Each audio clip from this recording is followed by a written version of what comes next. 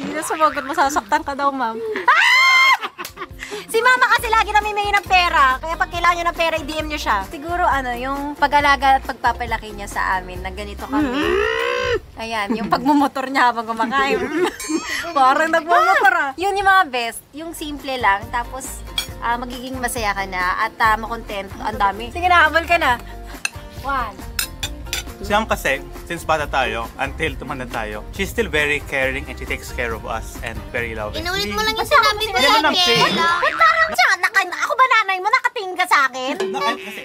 So now I'm saying, parang hindi nagbabago yung pag-alaga niya at pagmamahal niya sa Ganyan amin talaga. since bata. Kahit sinong nanay sa inyo dyan, alam kong ganyan ang binibigay ng pagmamahal. Happy birthday, Mama Alawi! Pero hindi nakatingin kay madam. Ate naman si Mama Alawi. Ano yung hawak mo? Pamatay ng langaw. Ginawa mo dyan? Sandok. Tapos tinisyo ko. Ang dami napapatay na Sige langaw. nga, pakitaan mo kami sample. Tapos ko paper plate nilagay niya sa sandok. Eh kasi walang mabiling swatter. Parang may karang galit si Mamo.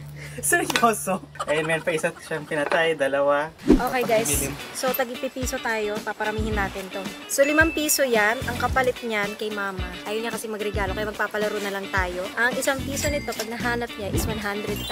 At bawal lumampas dun sa mga upuan ha. Babaw namin siya, tapos hahanapin niya. Hash, yung matamang tip. Ano? Meron pa, ma'am, manda rito. Ihukay mo.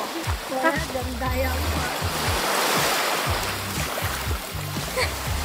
Para na minamasahe. Ang lawak nito, no? Paano mo hahanapin? Yung mga close.